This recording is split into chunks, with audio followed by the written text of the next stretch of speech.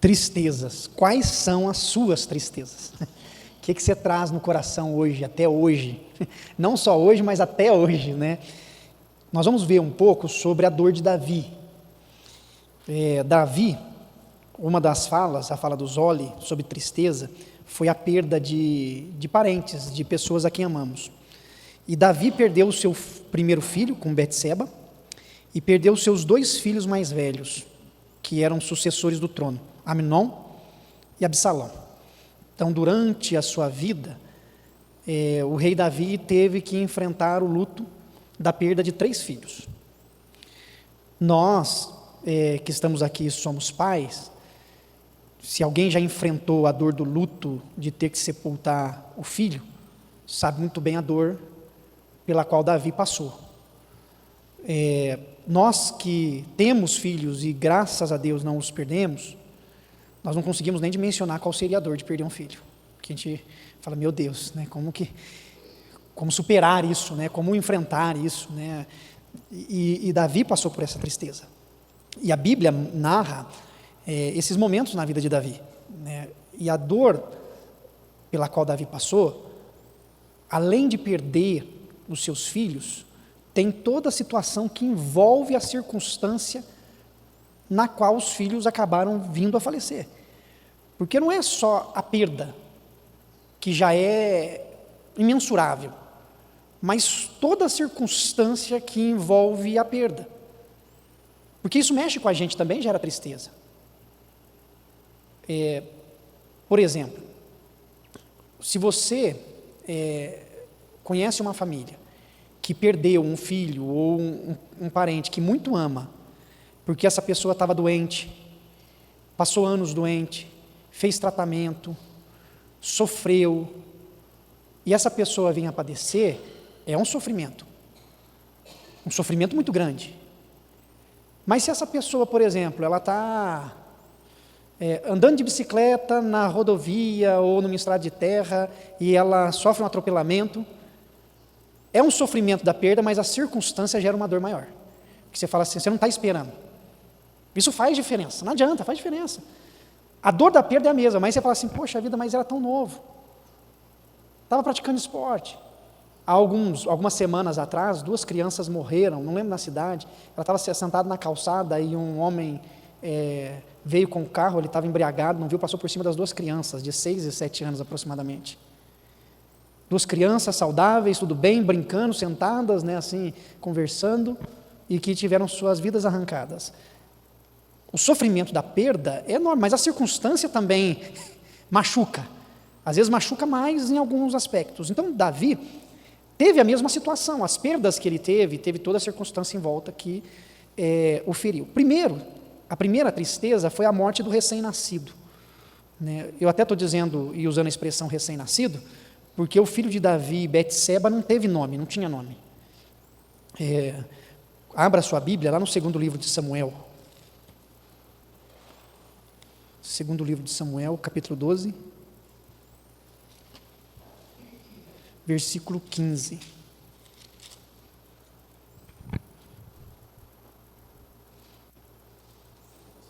Isso, 2º livro de Samuel, capítulo 12, verso 15. Quem quiser ler para a gente aí, pode ler.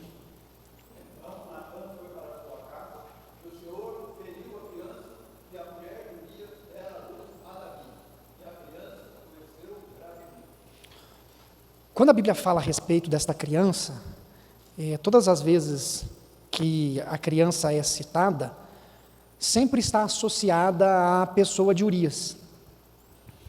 Porque se você conhece bem a história, todos conhecem bem a história do adultério de Davi, no qual ele manda buscar Betseba, que está na sua casa, ele a vê se banhando, e ele a deseja, manda com que os soldados tragam ela, ele tem relações com ela, depois manda ela embora de volta para casa, só que Betseba é mulher de um soldado, Urias, e através dessa relação, Betseba engravida. Davi, para tentar cobertar o erro, ele manda chamar Urias da guerra, para que Urias possa ir para casa, se deitar com a sua esposa, para dessa forma acreditar, quando a criança viesse a nascer, que era filho dele. Só que Urias se recusa a ir para casa. Ele tem uma postura séria, ele fala, olha, os soldados, o exército de Israel está sofrendo em guerra, como é que eu posso ir para casa e descansar, estar com a minha família enquanto o povo sofre, né?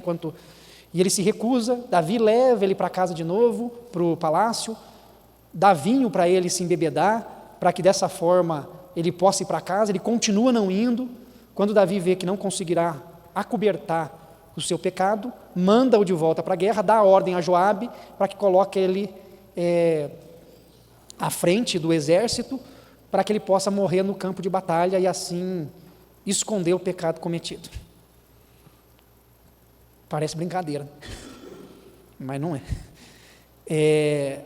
Aí a criança, então, nos momentos que aparece nas Escrituras, vai sempre dizer a mulher de Urias. É como se fosse o seguinte: nesse episódio do erro de Davi, o fantasma de Urias está presente. Davi sabe do erro cometido, do pecado, da falha, e desde o nascimento a criança ficou muito doente.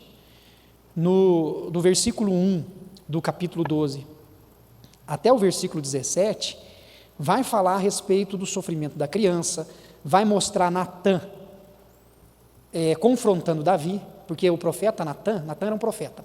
O profeta Natã, ele denuncia o pecado de Davi, e denuncia através de uma parábola, através de uma história. Ele conta, olha, veio um visitante na casa de um fazendeiro, e esse fazendeiro tinha muitas posses, mas mandou matar a única ovelha do seu empregado, que ele tinha muito carinho. E qual que é a sentença para ele? Davi diz, a morte. Aí Natã vira para ele, tá bom, esse homem é o Senhor, que o Senhor, tendo muitas mulheres, pegou a mulher do seu soldado. Davi, ele vê na situação toda o seu erro, o seu pecado. E a criança, desde o nascimento, ficou muito doente. O versículo que a gente leu mostra isso. Portanto, o que eu queria que você pensasse comigo nessa luta pela qual Davi passou, nesse momento que Davi enfrentou, é que havia tanto a tristeza, o sofrimento pela criança, que não tinha culpa nenhuma do pecado de Davi, né? Não vou nem dizer o pecado de Betseba, porque na cultura judaica e monárquica, a mulher não tinha como recusar. Ela era posse também do rei. Tudo pertence ao rei na monarquia. Então, assim, é como se Davi falasse assim, ela vai vir e acabou, não tem conversa. Entendeu? A mulher, ela era tratada como alguém sem direito. Mandou vir, tem que vir, acabou. Não tem esse negócio, não vou. Era obrigação, era dever. Os soldados foram buscar. Não foi feito convite. Davi está te chamando, vamos? Eu vou então. Não, os soldados foram, falou, nos acompanhem que o rei te chama. Não vai para ver. Então, o erro aqui está focado na pessoa de Davi, que usa do seu poder, usa da sua cadeira, para poder satisfazer o seu desejo, mesmo sabendo que aquela mulher é uma mulher casada. E quando Davi é confrontado pelo profeta, ele reconhece o seu erro.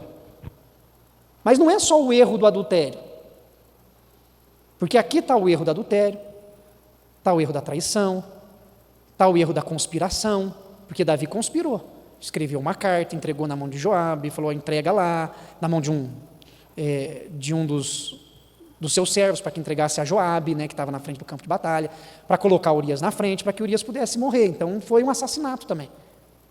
Olha quantos erros. Então, a situação que Davi está enfrentando aqui, em ver a criança adoecida, sofrendo e podendo perder o seu filho, tem todo um enredo em volta. E aí vem quais sentimentos? Quando você está diante de algo assim? Sentimento de culpa. Não vem um sentimento de culpa? Quando você enfrenta um problema, uma dificuldade muito grande, ou uma perda muito grande, você não sente o sentimento, você não vem um sentimento de culpa? Vergonha, medo, a tristeza vai tomando conta. Porque é incrível assim, que nós, seres humanos, até mesmo quando a gente não tem culpa em alguma circunstância, a gente se sente culpado. Não tem situações que você não é culpado, mas se sente culpado? Vou dar um exemplo. No caso de demissões, foi uma das coisas que a gente citou aqui. Pode ter situações em que nós somos demitidos por culpa nossa, né? Erramos, descumprimos uma ordem, ou então não atendemos a expectativa, falhas nossas. Mas existe situações de demissões em que a gente não tem culpa, certo? Tem situações que nós fizemos o que era certo, atendemos a expectativa, entregamos mais do que esperava, mas por algum motivo a gente é demitido. Mas mesmo assim, quando a gente sofre a demissão, a gente sempre tenta procurar onde nós erramos, não é assim? Nossa, o que eu fiz que estava errado? Qual que foi meu erro? Minha culpa, não sei o quê e tal. Né? Num divórcio isso pode acontecer. Né? Aconteceu uma separação. Onde foi que eu errei? Qual que foi o meu problema? O que eu fiz? O que eu não fiz? A gente sempre vai procurando uma forma de encontrar em nós o que nos levou àquela situação. Nós somos seres que se culpabilizam. E com Davi não era diferente. Ainda mais depois de ser confrontado pelo profeta, de saber que de fato ele cometeu vários erros sucessivamente para tentar esconder a sua ação, e agora ele se depara com a criança à beira da morte. E aí então ele tem que lidar com isso. E o texto vai dizer que Davi, ele suplicou a Deus, ele não dormiu na sua cama. Olha o versículo 20 do capítulo 12. Eu estou lendo só alguns versículos, gente, porque se a gente for ler as histórias todas hoje, a gente só fica na leitura, porque é muita história de Davi aqui diante das suas perdas e sofrimentos. Alguém lê para nós? 12, 20?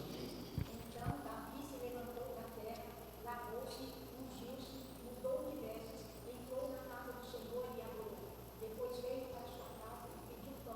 Puseram diante dele e ele comeu. Esse verso, narração de Davi depois que a criança morreu. Enquanto a criança agonizava, sofria diante do adoecimento, Davi não dormiu na sua cama, Davi não comeu, Davi não tomou banho, Davi ficou em oração, suplicando para Deus curar a criança. Mas a criança não foi curada, a criança veio a falecer. Quando ele ouviu os soldados conversando que a criança havia morrido, porque o texto narra que eles ficaram preocupados em dizer para Davi que a criança tinha morrido, porque falou assim, se o Davi está desse jeito com a criança viva, não dorme na cama, não se alimenta, não toma banho, na hora que avisar que a criança morreu, vai ser pior. Vai dar chilique, vai entrar em colapso, né? Aí ficaram com medo, mas Davi percebeu, ouviu a conversa, conseguiu ter a percepção de que a criança havia morrido. E quando ele ficou sabendo disso, ele se levantou, se lavou, se ungiu, trocou de roupa e foi adorar o Senhor. Isso gerou, inclusive, questionamentos, né? Mas como é que, se ele estava desse jeito enquanto a criança estava viva, por que agora que a criança morreu, ele se recompõe de tal forma, né? E aí vem uma resposta de Davi, que é muito conhecida, né? Que está no segundo livro de Samuel, capítulo 12, ainda, nos versículos 22 e 23, que ele fala assim, vivendo ainda a criança, jejuei e chorei, porque dizia, quem sabe se o Senhor se compadecerá de mim e continuará viva a criança? Porém, agora que é morta, por que jejuaria eu? Poderia eu fazê-la voltar? Eu irei a ela, fazê-la voltar? Eu irei a ela, porém ela não voltará para mim. Essa foi a palavra de Davi, dizendo assim, olha, a criança morreu, agora o que pode acontecer é eu ir até ela, quando morrer também estarei com ela, mas ela voltar para mim, não tem jeito. E Davi então prossegue, ele continua, Davi aqui, ele se apegou a Deus, antes e depois da morte da criança. Antes, através da súplica. Então, enquanto a criança estava adoecida, ele orava, ele clamava, intercedia, jejuava.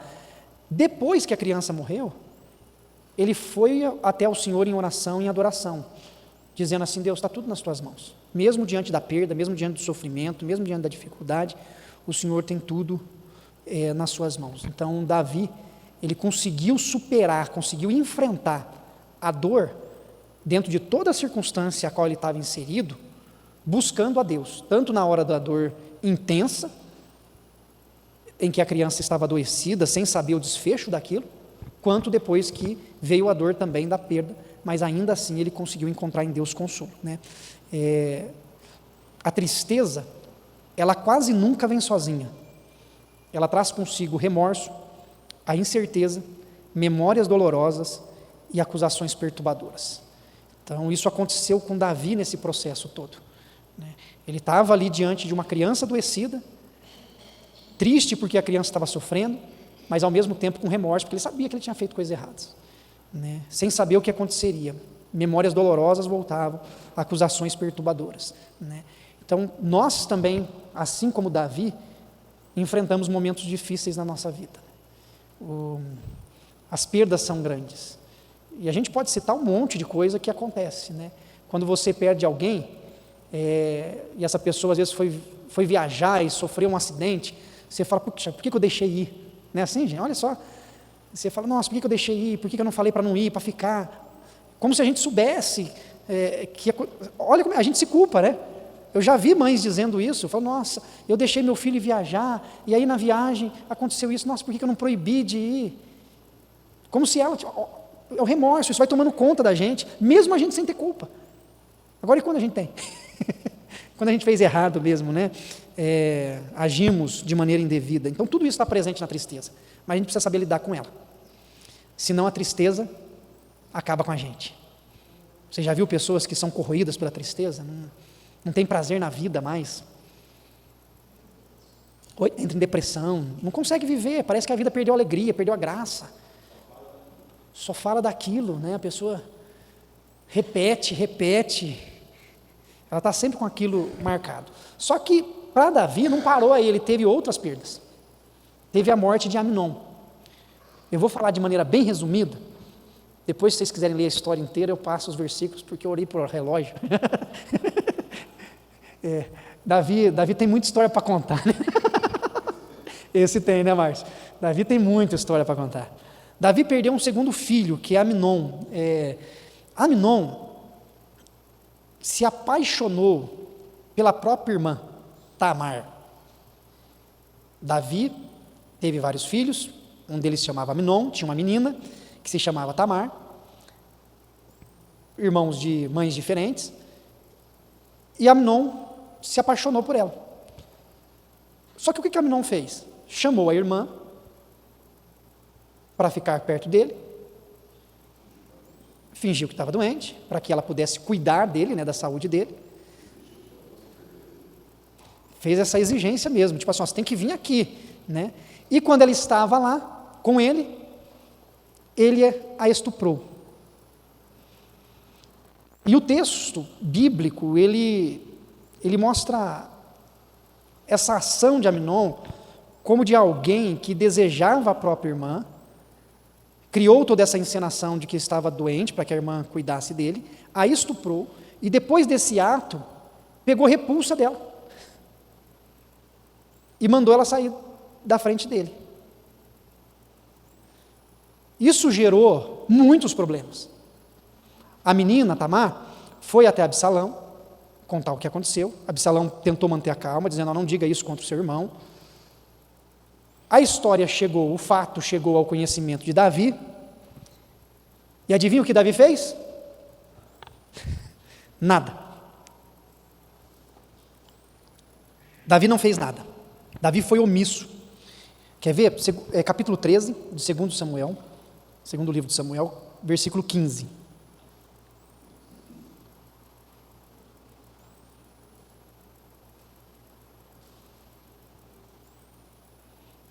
Alguém lê para a gente, 13 e 15? Depois Amnon sentiu por ela grande afeição, e maior era a afeição que sentiu por ela, o amor que lhe ocultava. Disse a Amnon, levanta-te e vai embora. Então Amnon abusou da sua irmã. Se você depois quiser ler toda a história, começa no capítulo 13, primeiro versículo, né, que fala sobre a irmã, que ele namorava, e vai contar todos os detalhes aí da história.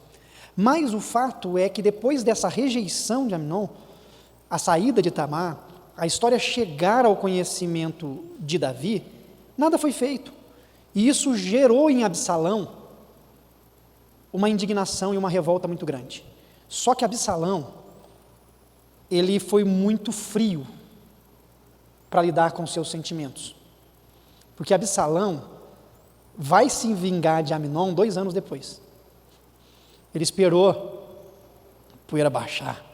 Ele esperou Amnon e Davi achar que estava tudo resolvido. Né? Ele seguiu ao pé da letra aquele ditado que diz que a vingança é um prato que se come frio. Ele falou, não, espera. Né? E Absalão, então, vai agir com vingança. Capítulo 13, versículo 21 e 22. Alguém lê para a gente?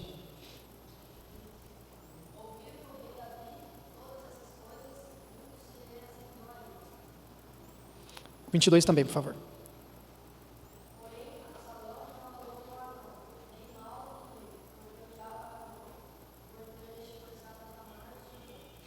Olha só, Davi ficou irado com o que aconteceu, acendeu a ira, mas não fez nada. Absalão ficou na dele, não falou com Aminon nem bem nem mal. Então, quer dizer, não emitiu opinião, ficou em silêncio, diante de tudo, mas posteriormente, 2 anos depois, o versículo 23 vai reforçar isso, ele prepara a vingança. Ele faz uma recepção em casa, um jantar, convida todo mundo, convida os irmãos todos, convida Davi, o pai. Aí Davi chega para o filho e fala assim: meu filho, eu não vou não, vai ficar muito pesado para você, vai ficar caro esse jantar, aí larga a mão, faz com seus irmãos, eu não quero dar prejuízo para você não. Aí Absalão vira para o pai e fala: pai, então tá bom, o senhor não quer ir, mas deixa Aminon ir, vamos estar todos os irmãos lá em casa, vamos fazer uma sopa de lentilha, sei lá,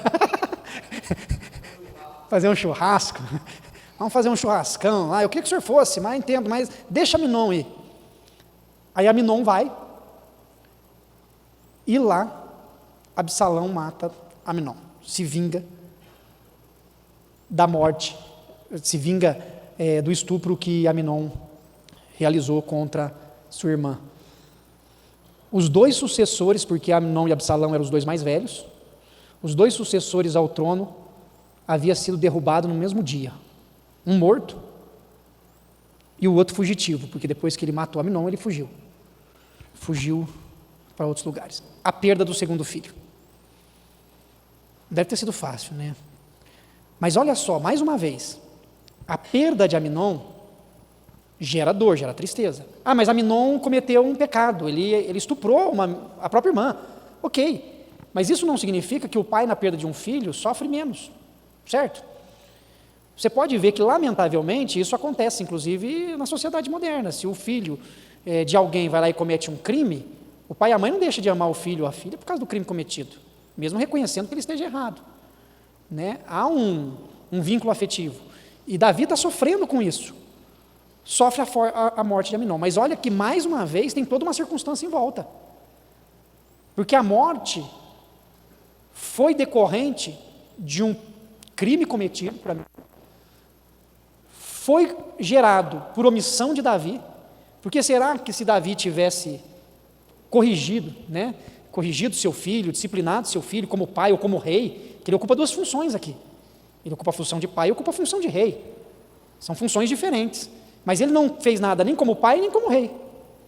Não poderia ter tido um desfecho diferente? Então, quando Aminon morre, e a notícia chega para Davi de novo, que a notícia chega para Davi, você sabe aquela conversa que a cada conto aumenta um ponto? A notícia chega para Davi que todos os filhos tinham morrido. Chega alguém e fala: Absalão matou todo mundo lá. Davi fica doido, fala: nossa, morreu todo mundo, perdi meus filhos todos. Aí chega depois outro e fala: não, foi só Aminon que morreu. Aí não sei se gera alívio. É engraçado isso, né? Porque deve gerar um alívio, mas não é um alívio, é estranho, né? É um alívio que não é um alívio, né? Porque fala: não morreu todos, não, morreu só Aminon. Chega ao ouvido. Então tem toda a circunstância.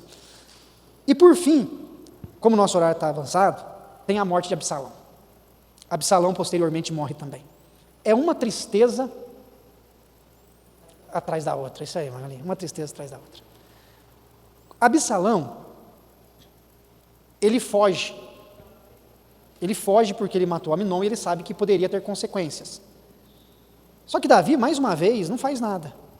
Ele foge e fica anos fugitivo. Davi não chama Absalão para conversar, não chama Absalão para resolver, ele ignora. Ele não pede para que ninguém vá buscar Absalão, ele fica na dele. Só que Joabe, que é um general do exército, começa a ver a necessidade que Davi terá de ter um sucessor, e Absalão é o próximo na linhagem de sucessão, né? E aí Joabe intervém e convence Davi a mandar chamar Absalão de volta para voltar para o palácio. Davi cede, Davi fala, não, tudo bem, então vai buscar o rapaz. A expressão bíblica diz, vai buscar o rapaz. Ele não fala nem vai buscar meu filho, vai buscar o rapaz. Joabe busca Absalão, mas Davi não se reconcilia com Absalão. Absalão volta para morar com Davi, mas eles não se conversam, eles ficam anos sem se conversar. Ficaram 5 anos sem se falar, desde a fuga até o retorno dele para o palácio. E o tempo que ele ficou no palácio foram 5 anos que os pai e filho ficaram juntos, mas sem dirigir a palavra, depois da morte de Aminon. Davi não resolve o problema. Essa foi uma falha grave de Davi na sua vida toda. Parece que Davi nunca resolvia os problemas, principalmente que se referia aos problemas familiares. O problema de família de Davi era um problema seríssimo. E uma das coisas que eu anotei para nós aqui é que nenhum episódio de tristeza pode ser encerrado a menos que o perdão seja manifesto. Tal perdão deve ser dado a outra pessoa ou a si mesmo. Davi não conseguiu chamar Absalão para uma conversa. Ele não conseguiu perdoar Absalão, não conseguiu perdoar Aminon. Ele não resolvia os problemas, deixava todas as pontas soltas. E não tem como a gente superar momentos de tristeza se a gente não resolver e principalmente perdoar aquilo que aconteceu, que nos gerou sofrimento ou tristeza. A perda de Davi, da criança recém-nascida, Davi conseguiu superar, tanto que diz o texto que ele levantou e foi adorar a Deus, Por quê? Uma das coisas que eu li foi que o seguinte, eu anotei também, na primeira perda, a do filho de Betseba, Davi demonstrou uma serenidade que não se manifestou na morte de seus outros 2 filhos. Na primeira perda, Davi se mostrou sereno, ele conseguiu lidar com a tristeza, nas outras 2 ele não conseguiu lidar. E uma das coisas que eu acho que é muito importante para entender essa diferença no comportamento de Davi, da primeira perda e das outras 2, é porque lá na perda do recém-nascido, Davi conseguiu reconhecer o seu erro. Ele disse, pequei contra o Senhor. No segundo livro de Samuel, capítulo 12, versículo 13, ele reconhece o seu pecado. Só que na situação de Aminon, ele não reconheceu que ele pecou, que ele errou, em não ter corrigido seu filho dos seus atos de abusos. De qual capítulo?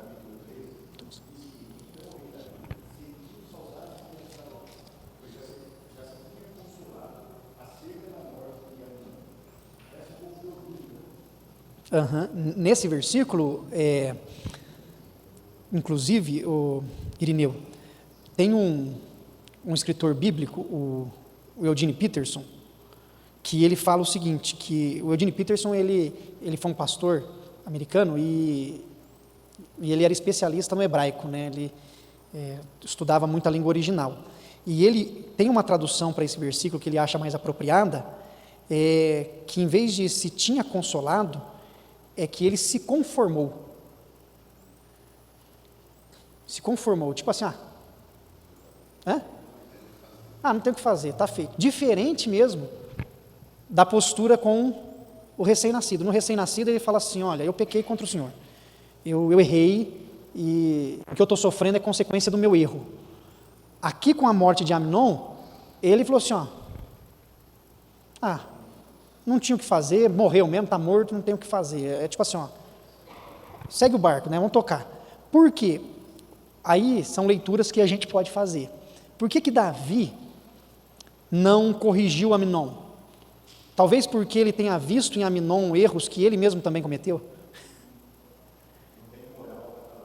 Não tenho moral para falar. Vou falar do meu filho que pegou à força a irmã e a estuprou, mas eu fiz isso com Betseba. Eu peguei a mulher de Urias e trouxe para cá. Quem sou eu para punir meu filho por um erro que eu também cometi? Uma sucessão de erros.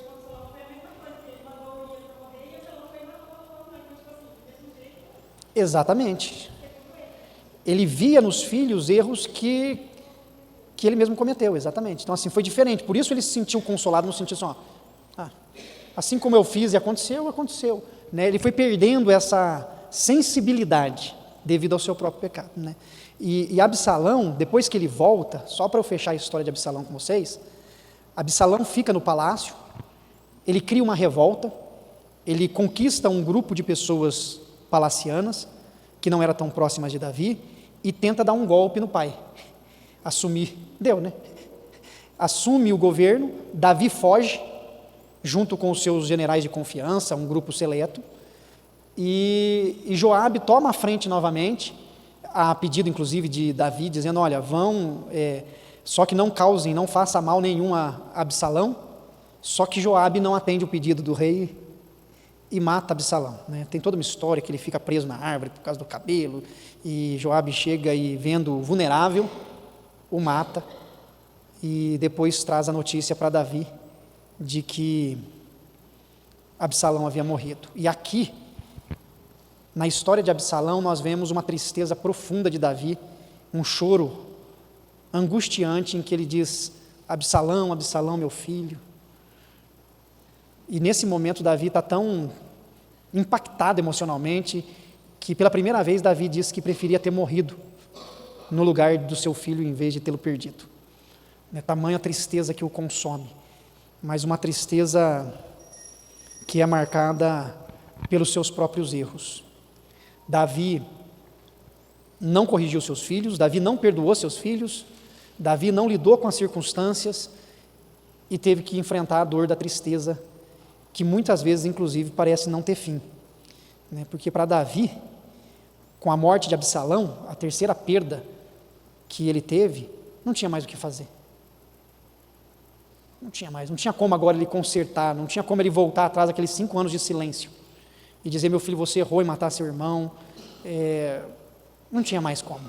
Por mais que as situações sejam situações graves, a tristeza foi corroendo Davi porque ele não lidou com nenhuma das coisas que estava diante dele. Mas e nós? Como que nós devemos fazer então diante das tristezas que nós temos em Cristo Jesus? Não as tristezas em Cristo Jesus, mas lidar com as tristezas por meio do Evangelho de Cristo Jesus, né? Como lidar com elas? Porque senão a gente vai acumulando sofrimento, circunstâncias à nossa volta e a gente vai deixando as coisas passar. Nós não resolvemos. A gente cria ou enfrenta problema com alguém que está próximo da gente, mas a gente não resolve, deixa as coisas passarem. Isso pode acontecer com membros da família, pode acontecer com irmãos da igreja, pode acontecer com colegas de trabalho. A gente vai deixando os problemas, a tristeza vão tomando conta. Eu não falo mais com a minha mãe. Eu não falo mais com a minha sogra. Eu não falo mais... E o tempo vai passando, né? Eu não olho mais para a cara daquela pessoa. A tristeza vai corroendo a gente, né?